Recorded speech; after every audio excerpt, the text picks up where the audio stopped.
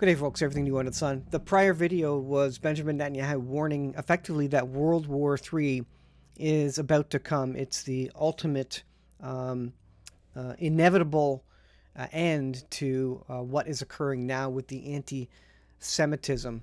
Let's look at history. Now think of it from the point of view of Russia, Ukraine, Poland, the anti-Semitism at the American universities and in Germany, the protests, the anti-Jewish, anti-Israel protests happening.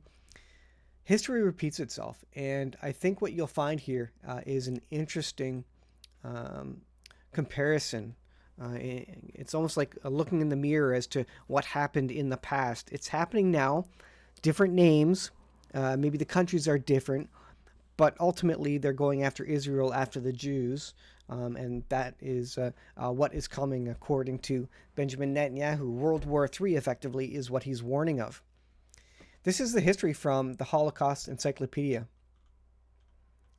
Countries across Europe struggled to recover from the devastation caused by World War I after it ended in 1918.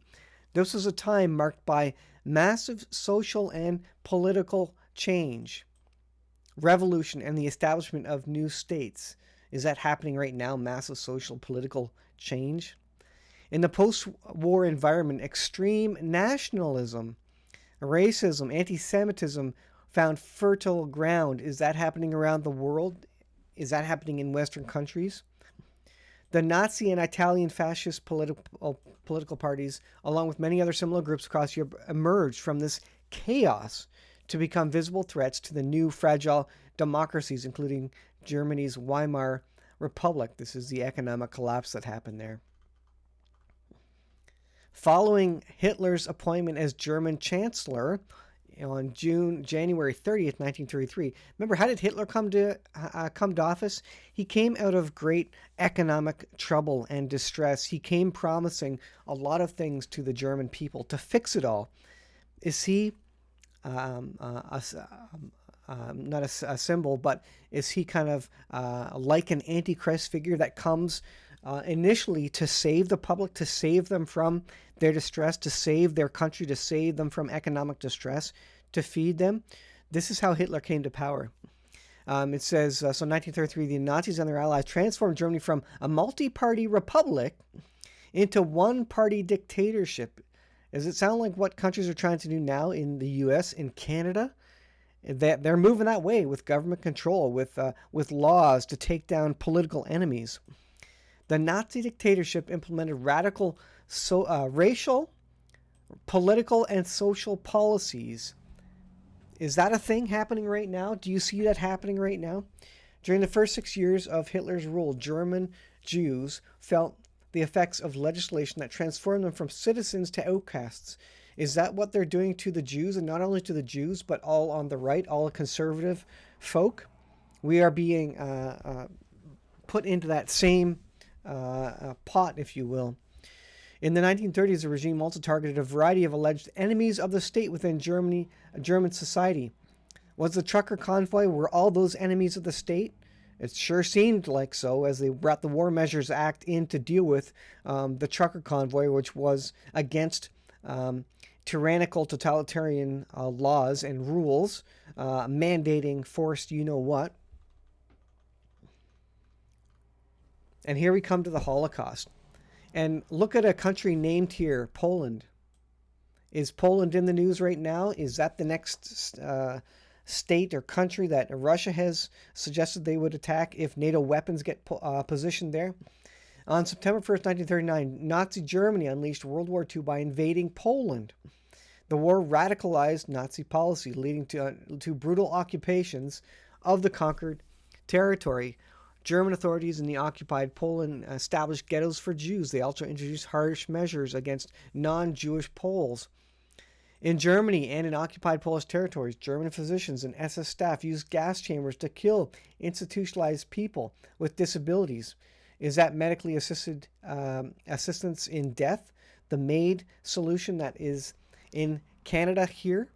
That's where they're going to go to first. You know what? First, it starts with the people who are have medical disabilities. Then it goes to people with mental disabilities. Then it goes to people who just feel like they want to die, be put to death for aesthetic reasons, whatever it may be.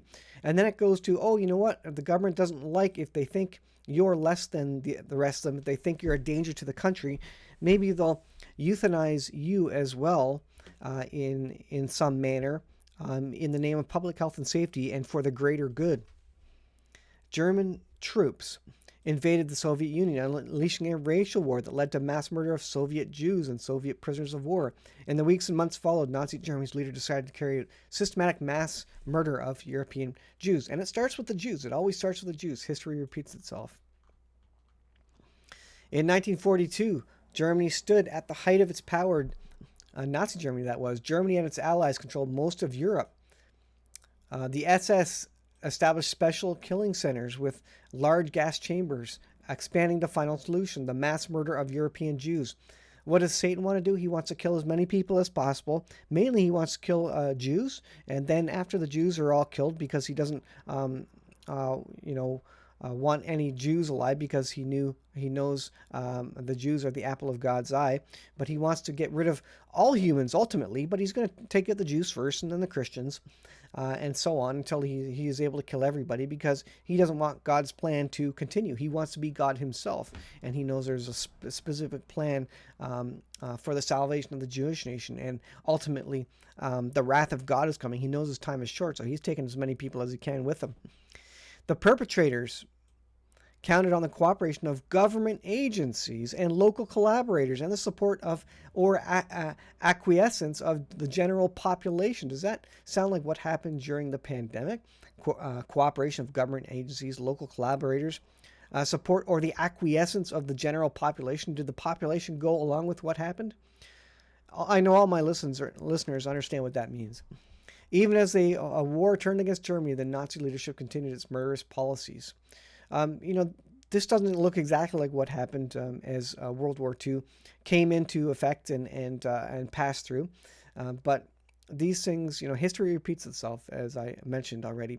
And the same is happening now. Just different names, different ways of doing things. But ultimately, that's what is happening. Ultimately, it ends with the death of a lot of people. And Satan wants the death of a lot of people, whether that's through World War III or a pandemic, whatever it may be, or targeted killing.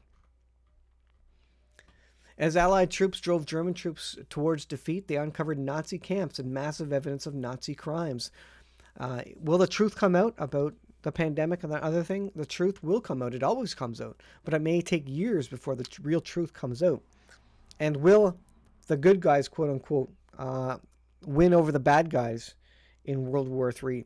I think it's going to be terrible for all of us, folks. So I don't think we can count on the quote good guys or the Allies, since the Allies seem to be happy that this war is moving ahead in Ukraine. It says the war had uprooted millions who were now displaced persons, waiting for repatriation to their home countries. For tens of thousands of Holocaust survivors, the choices were limited and daunting. Allied occupation forces faced enormous responsibilities, housing and feeding DPs, denazifying, democratizing Germany, and bringing those responsible for Nazi crimes to justice. Is this what Russia says they're doing? Russia believes, or suggests at least, whether it's propaganda or not, that they're clearing and ridding Ukraine of Nazis. They're likening it exactly to World War II and Nazi Germany. That's what they are saying it is. So are they on the good side and we're on the bad side this time? Isn't that interesting, right? How it goes. History repeats itself. The details may change a bit, slightly different, but the killing continues throughout history. And so we may be seeing a repeat of history as it is now. Pay attention. This is what Netanyahu effectively said. The anti-Semitism leads to the rule and the killing of more people, not just the Jews, and then it ultimately leads to World War III. That's what's coming, folks. The Bible agrees with that. The Bible said it first. The Bible predicted that these things would be coming to pass in the last days. Be prepared, folks. Get to know Jesus Christ as your Lord and Savior. That's all you'll be able to take with you when things go sideways.